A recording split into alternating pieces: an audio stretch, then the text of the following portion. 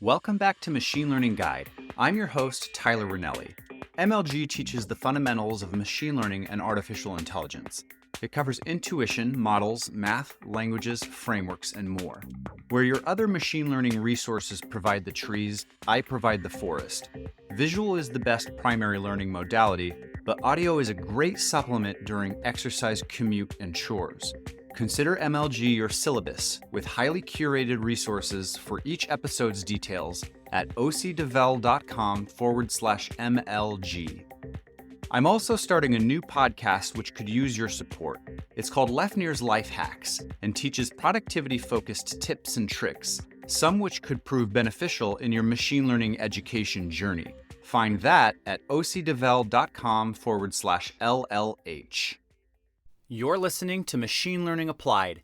In this episode, we're going to talk about the lay of the land in Python natural language processing tools, Hugging Face transformers, sentence transformers, Gensim, spaCy, NLTK.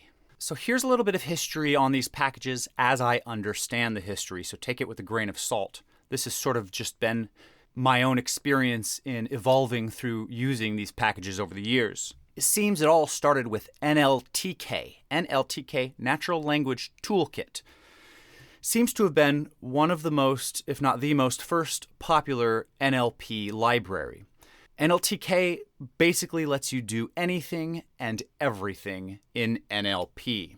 They just kept adding and adding and adding all the features you could possibly imagine for any NLP application you could possibly imagine. All the simple stuff like tokenization, stemming, and lemmatization, to more complex things like document classification and syntax tree parsing. So NLTK was sort of the bread and butter of any NLP practitioner for the longest time.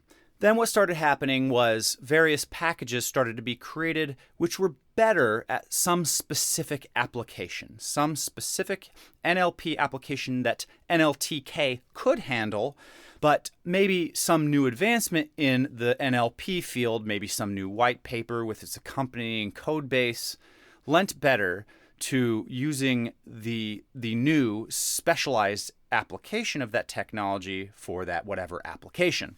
So, for example, there's a module called Gensim, Gensim.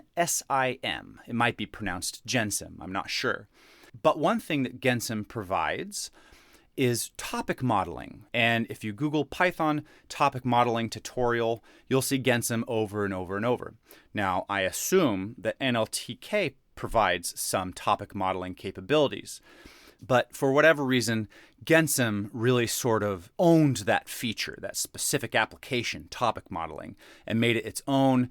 And it's probably the best library out there to go to for that specific feature, topic modeling. Now, Gensim provides a couple of tools for topic modeling, but the most popular of which is called LDA, Latent Dirichlet Allocation. And conceptually, what topic modeling does is it basically tags your documents. Let's say you have a news website and you have articles about politics, you have articles about sports, you have articles about health. Well, how might you tag these articles, or how would you cluster them so that you have a news section and a sports section? Or how would you find document similarities between these documents? That's something where LDA really shone for the longest time. Nowadays, we've got BERT, which we'll get into later. And what LDA does, what topic modeling does, is it looks at the keywords in your documents, finds common keywords as they recur in different themes as a distribution of those keywords, We call that a topic distribution. So you don't just want to collect together everything that says politics or everything that says Trump, because what if you have a sports article that references Trump? Or what if you have a health article that references Democrats? For whatever reason, I'm being stupid with my examples. So rather than just using keywords to collect documents or perform document similarity searches, what we call semantic search, we'll talk about that later. Semantic search is finding the similarity from one document to another in concept between the two documents. Semantic search Rather than performing semantic search just using keyword overlap between documents, we use a more advanced algorithm provided by Gensim called LDA that actually looks at the distribution of keywords as they occur in themes across the different documents. And we call those topics. So this concept is called topic modeling. So the process goes like this from beginning to end. You take your documents. We call this a corpus, a bunch of text. You pull out the keywords. Now, at this time in our timeline, you're going to be using NLTK to pull out the keywords. NLTK will tokenize your documents. It will then remove stop words. It will then lemmatize your words. Lemmatization is generally better than stemming. Remember, stemming just chops off the end of a word. So running becomes run, but sometimes that doesn't work out too well. Where lemmatization tries to find the root word in the dictionary based on the inflection of the current word. NLTK tokenizes, removes stop words, lemmatizes your tokens, and then now you have your corpus converted into keywords. Then we take the scikit-learn TF-IDF vectorizer tool. TF-IDF, what that does is it counts the number of keywords in a document that are special, basically. It's called term frequency inverse document frequency. This is by contrast to a different kind of vectorizer called the count vectorizer, which is very easy to understand. All it does is count the words in your document. Is this one present? 1. Is this one present? No. 0. Is this one present? Actually 2 times. 2. That's what a count vectorizer does, is it just counts the number of keywords in your document and turns it into a matrix of numbers. The TF-IDF vectorizer is basically the same thing, except that it really focuses on special words that occur a little bit more rarely. For example, you don't want stop words to be considered in this process. TF-IDF basically makes the more special words stand out in a count vector. So you've tokenized and lemmatized your documents using NLTK. You've vectorized those keywords into a number matrix using scikit-learn TF-IDF vectorizer. Now you plug the whole thing into Gensim's LDA model, and Gensim will create for you a model that recognizes topic distributions across your various documents. So that's what the LDA model provided by Gensim performs, is topic distributions or topic modeling. And then now you can compare these documents to each other. Remember, semantic search, the comparison of one document to another, by way of the Gensim-Shannon similarity metric between two topic distributions. I'll talk about the different similarity metrics like Gensim-Shannon, Jacquard, cosine, Euclidean, etc.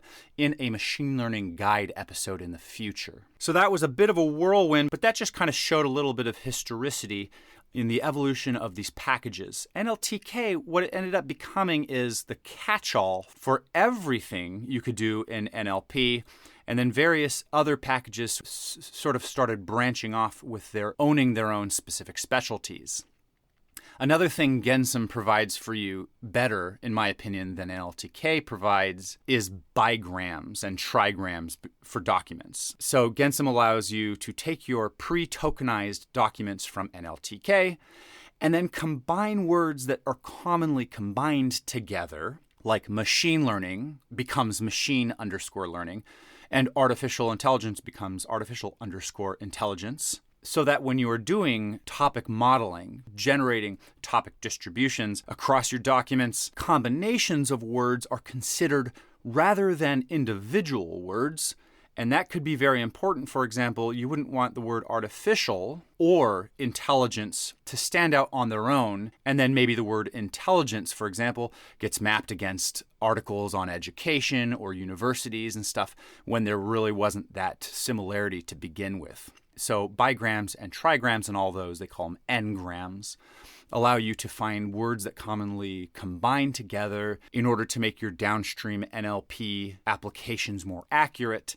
And in my opinion, the best implementation of this is in Gensim, not in NLTK. So We have Gensim and we have NLTK bopping along, and then some other projects pop up like text blob and pattern and some other ones that I really haven't used that much.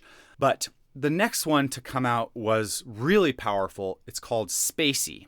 spaCy, S-P-A-C, lowercase y. And spaCy has a very specific use case. It's actually sort of marketed as a Swiss Army knife / catch-all like NLTK, but I don't think that it's actually like that. I think it has a very specific use case, and that use case is linguistics.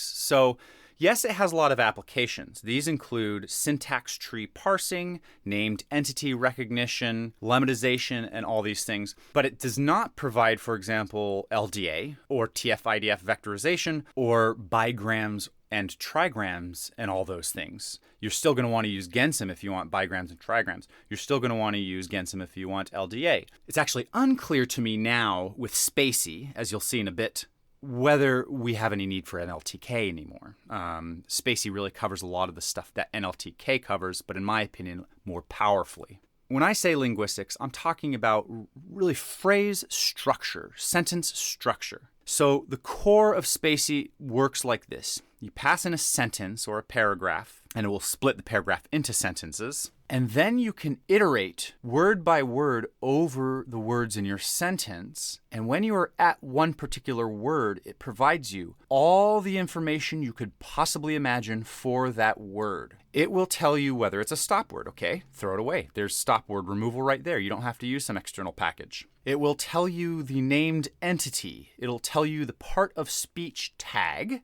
It will tell you its lemma, which is super powerful. You don't have to lemmatize your document separately. You could just ask for the lemma from the word as you're iterating in spaCy. And the way it understands named entity recognition and part of speech tagging and all these things is because it actually generates a parsed tree of the sentence using a neural network. So it actually understands the sentence structure very powerfully by way of a neural network in order to generate a parsed tree that you can then either iterate from left to right in your sentence, or you can walk the tree. So when you're at a word, you can look at its parent, you can look at its left and right children to decide what are modifiers. So for example, if you're looking at a noun, what are its adjective modifiers? What sort of preposition phrases are related to it?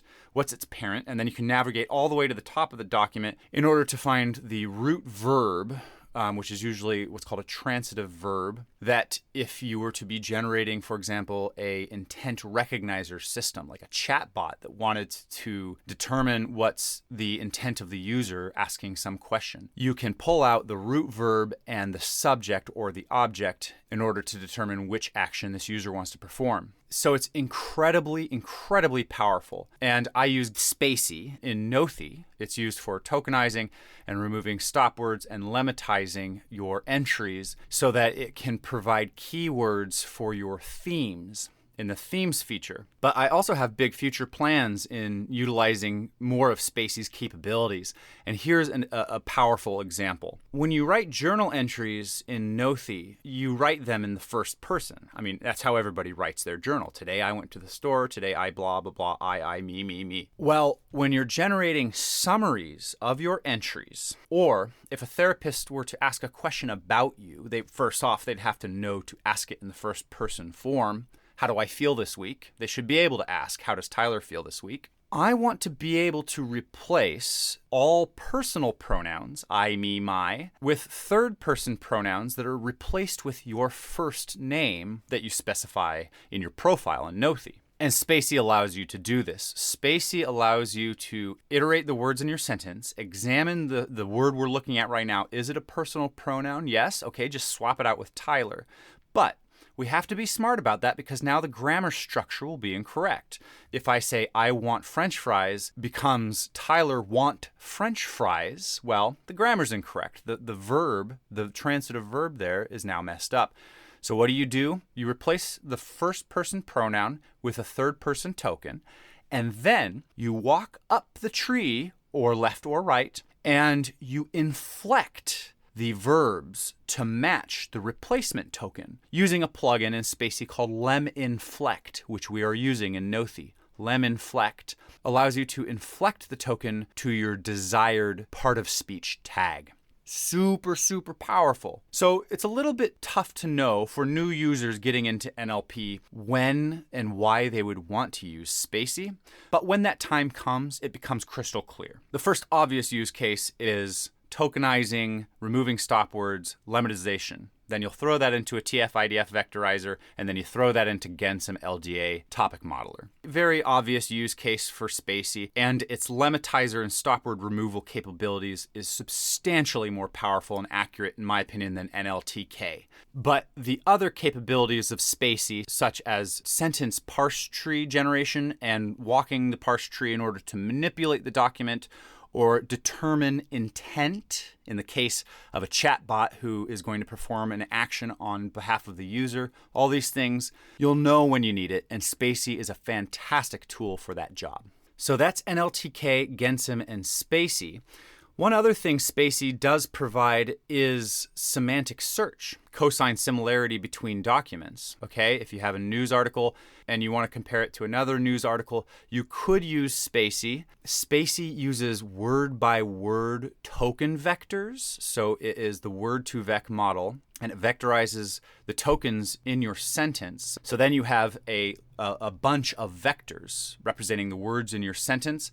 And as I understand, the way it performs document similarity is some sort of averaging mechanism across the token vectors in your sentence to the same of another sentence, which to me is not great. That's not fantastic. So I personally would never use spaCy for semantic search capabilities or clustering of your documents or anything like that. So like I said, spaCy really shines in linguistic features, manipulating the linguistic aspects of your sentences or documents. Gensim shines in, specifically, in my opinion, bigrams, trigrams, and topic modeling. It has many more capabilities, but in my own opinion, I have not used Gensim for almost anything else but those specific features. And NLTK is sort of the catch-all Python package that does everything in NLP, Swiss Army knife, but is sort of slowly becoming superseded by more and more capable packages using more and more modern technology for their specific applications.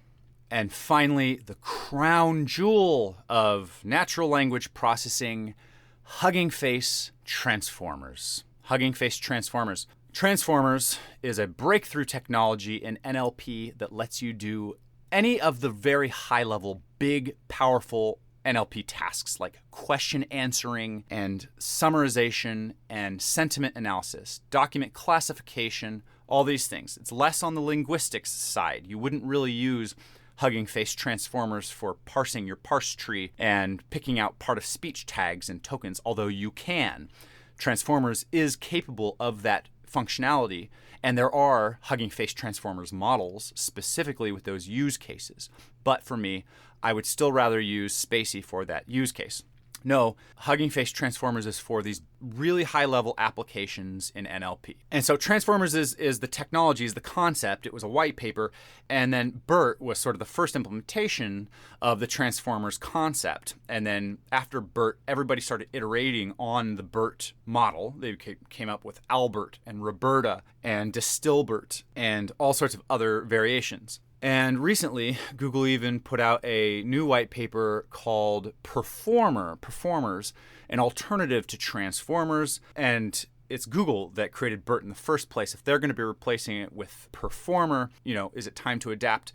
Well, the glory of Hugging Face is that they just pull in everything as it comes off, hot off the press, brand new models. Either the community implements what was spec'd out in the white paper, or the new model authors directly implement their models into Hugging Face Transformers repository. Basically, the Hugging Face Transformers repository is a basket of all the hot new NLP high-level models that you can just use off the shelf. And that's what's so special about Hugging Face Transformers. Unlike a lot of these other packages, and definitely unlike the repositories put out by white paper authors that are going to require quite a bit of finagling to make things work in your own project, Hugging Face Transformers really shines on being a turnkey solution. You just pip install the package, You copy a handful of lines of code, and then you have a summarizer or a question answerer, and it's just incredibly powerful. So powerful for very little code. I'll post a link to the Hugging Face Transformers website and repository in the show notes. I'll also post a link to their models directory. They have just a huge directory of community models. And basically anything you could possibly dream up is there. Anything. Sentiment analysis, machine translation in all the languages, etc. So Hugging Face Transformers is the bread and butter of most modern NLP companies and shops, startups. It's certainly the driving force behind Nothi, the question answering feature, the summarization feature, the sentiment analysis feature, and so on. On top of Hugging Face Transformers, a separate package, which I'm actually surprised they haven't just merged this package in because it's so tightly coupled, is called UKP Lab Sentence Transformers. And Sentence Transformers uses Hugging Face Transformers under the hood in order to embed your documents into vector space. So for example, if you want to perform semantic search, cosine similarity between documents, or if you want to cluster your documents, both of which I'm doing in Nothi, you would use Sentence Transformers, which uses a model of your choosing from Hugging Face Transformers. For example, maybe the Facebook BART model specialized in summarization capabilities, or the long-form or QA model specialized in question answering capabilities. I personally am using Sentence Transformers default Roberta spin, which is actually fine-tuned on cosine similarity between documents. I'm using that model, and it will embed your entries into vector space, a 768 dimension vector. And then you can compare that vector using the cosine similarity to books and resources, Wikipedia articles, therapists, other community members, you name it. You can also cluster those embeddings using k-means or agglomerative clustering, and I use that for Nothi's themes feature. So the process goes that I take all of your entries, I use UKP Lab to embed them into vector space. I cluster them using agglomerative clustering. I'll talk about clustering in the next episode. And now you have, let's say, 7 clusters across all your entries. These are semantic clusters. These are topics across your entries, because that's the magic of BERT, is it's sort of quote unquote understanding your entry. It's not looking at keywords.